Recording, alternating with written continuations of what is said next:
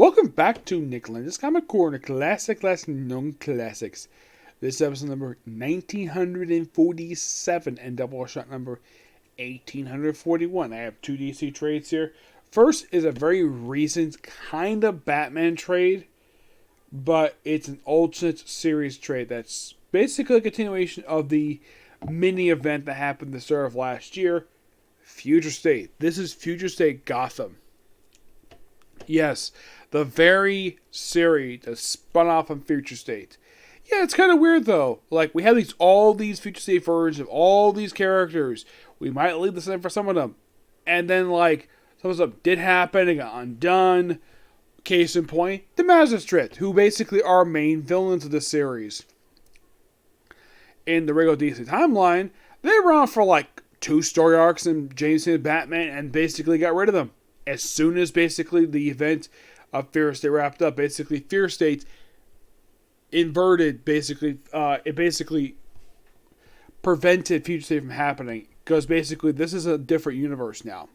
Now, one thing I should also mention, especially the covers being color, for some strange reason, I have no idea why in the world this is, the interiors are all in black and white. Yes. Now, at the start of the series, we actually have Joshua Williamson on the writing with Dennis Cleaver on the co-writing too.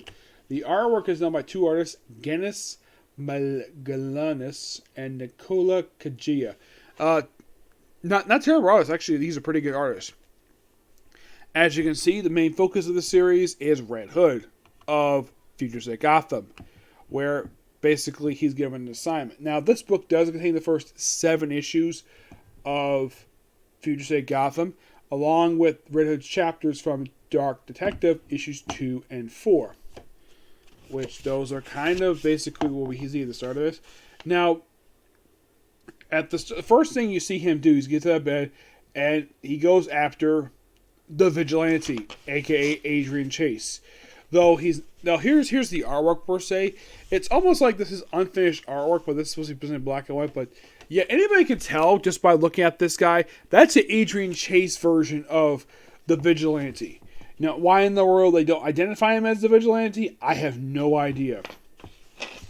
Also, the thing is, in the Gotham City, thanks to the Magistrate, with the exception of Red Hood and Wonder Super, which I mentioned, anybody who wears a mask Gotham City is immediately be arrested. Basically, vigilantes are no longer, they're all illegal, and they're basically arrested on the spot. Despite the fact they're actually trying to save people, they're arrested on the spot. It's the Magistrate, basically. And they also put Gotham City under martial law. Now, the main people who police the city are known as the Peacemakers. Now, the GCPD, in this book anyways, are non-existent. Yes, they pretty much replaced the Gotham City Police Department. Now, Red Hood is working for them as basically a bounty. Later on, he does become a temporary peacekeeper. And his job, now, basically at first, after he captures Vigilante, he's got a much bigger task. Capture the next Batman, who is actually Jace Fox. Yes, he is tasked to catch him, because he's referred to as the terrorist Batman. Why the heck that is, I don't know. Also, apparently Bruce Wayne is dead. Yep, Bruce Wayne apparently got killed when the Magistrate first formed. When they first arrived in Gotham City, he gets killed, apparently, but he actually is alive. Also, Jason Todd. Yes, Jason Todd's under the hood. So, his partner in this book is Ravager, aka the daughter of Deathstroke Terminator. Now, in case you're curious though, is there a mention of these two being romantic with each other in this book like it was implied in The Outlaws, these two slept together?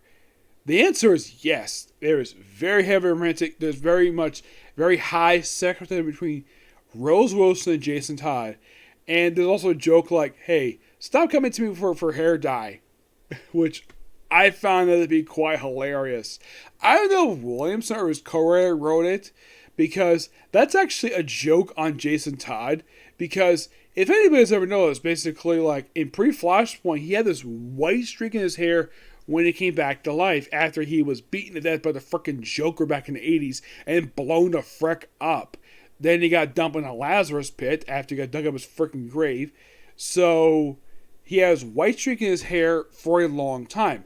Post Flashpoint, they got rid of that.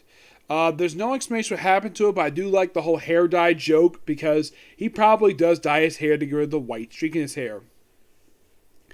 If you're curious what that's from the Lazarus pit. That is simply put the reason for it. It's not because he's old. It's because of the side effect of the Lazarus pit for some strange reason. I don't know why. Also, apparently, Nightwing and the Batgirls are active in here, along with Duke Thomas. Now, Red Hood does not arrest him per se. He's after the new Batman, who apparently Bruce Wayne wants Jason Todd to frame him and have him connected to the magistrate. And Todd's like, that's a stupid idea. Now, I'm not sure what Bruce Wayne has against the new Batman. I have no idea. But basically, Jason Todd becomes Peacekeeper here. And, well, does he join the match? Not necessarily per se, but it's a good start for this particular series. But I am enjoying this book so far. Do I like the arc very much? I kind of wish it had a little more color to it, aside from the covers. The covers are gorgeous. I love the covers. But I thought this was going to be a limited series, maybe 6 issues. Nope. As of currently, this series is still being published. As a matter of fact, I have Volume 3 in my stack. Volume 2 in my stack. So, still going on. And there's no plans to stop at this series. Excuse me. My guess is the reason why DC decided to make an ongoing series of Future State, probably because some of the Future State books did make some money. My guess is the Bat books probably make a lot of money for them. So, hey, this was successful. Let's turn this into an ongoing series. Possibly, yes. Alright, next up we have is Superman Lost Son, which is written by Richard Donner. Yes, the guy who directed the very first 2 Superman movies, though he directed the first half of the second movie got stolen by Richard Lester. He's actually one of 2 writers in these issues, along with Jeff Johns. Yes, we also have Adam Kubert on the artwork. Mostly put for this particular storyline here. By the way, this storyline collects issues from Action Comics 846 to 848. 844 to 846, 851, and the 11th annual for Action Comics. I'm going to check some here quickly. Sometimes these trades have this tendency to do this where they don't collect the whole story for these annuals.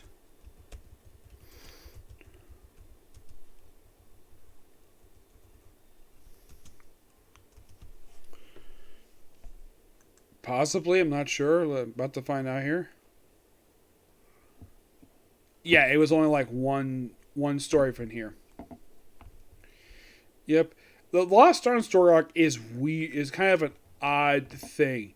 It's kind of concluded with this annual. Yes. It's not very long. Apparently, after part 3, for some reason, they say it takes place concurrently with City of Tomorrow. So apparently after 846, it takes a break for a few issues to come back with issue 840, 851. Now, what happens with 847, 850? Well,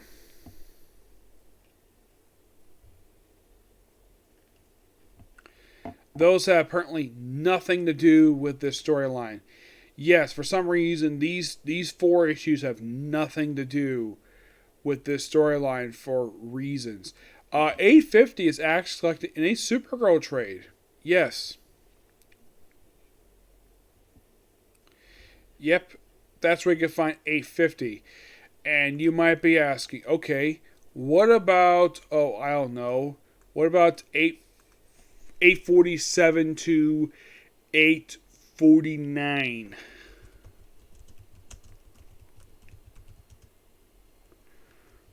That's a really good question here. I'm about to tell you.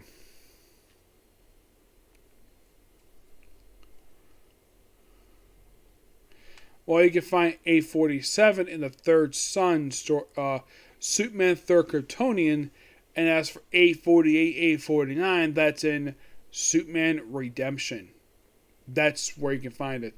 And as for the next 3 issues, 852 54, that's 321 action. Yeah, I'm going to be reviewing more Action Comics trades and Action Comics in the future. Now, what's the storyline here? Apparently, you have Superman talking to Perry White, and while he was talking, all of a sudden this little thing pops from the sky, and inside is actually the inside is basically a little boy who is Kryptonian. And at first, he doesn't have a name. He just basically just, and it's actually, we also have it here in this very story arc here. We have the first post-crisis appearance, most proper one, of General Zod. Yes, General Zod. They have had several other General Zods, but for some reason they weren't allowed to use them. I don't know what is the reason for this one. Yes, these are the first canonical appearances of General Zod, Ursa, and Non.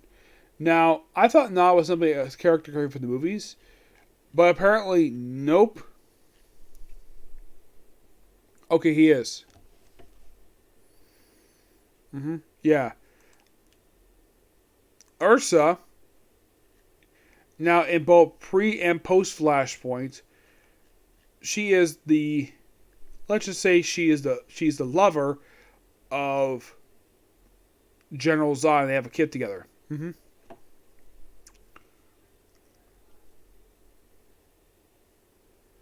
Yeah, who his name is Lar. Their son is actually name is Lar Zod, who was adopted by the Kents to be Chris Kent. Yeah, that's simply what happens here. And basically, at one point, when General Zod shows up, a bunch of escapees, Phantom Zone show up. So we have Superman team up with his regular Rogues Gallery, Lex Luthor, the Parasite, and there was a few others he teamed up with for this story arc here. I think it was also Metallo, which is strange, the fact that he would frick Metallo. So he teams up with Lex Luthor, Parasite, Metallo, and Bizarro. The purpose? Stop the Kryptonians. Yeah, but this is an excellent story arc. And I do recommend people who are fans of Superman. Yep. And I give Superman Lost Son a 9.5 out of 10. It's that damn good. Oh yeah, it is. It is really good. And this actually is the second trade to come after. This actually is the second story arc to come out after the Back in Action story arc that came just before this one. Yep. But yeah, really fun book here. And can't wait to discuss more of Superman. Now, the reason why I'm doing a lot of Superman lately is because, well, if you're curious though, am I a really big Superman fan? Not necessarily. It's just that I really want to discuss Superman because there's some good Superman stories. I appreciate the stories. I'm just not the biggest Superman fan. I'm more a fan of Batman than I am Superman. But I enjoy his stories. Yep. But yeah, that's going to be pretty much the particular review. I might not have time to do Parallel Pharmacy. I'll probably do that tomorrow. Although, case closed. Okay, next video.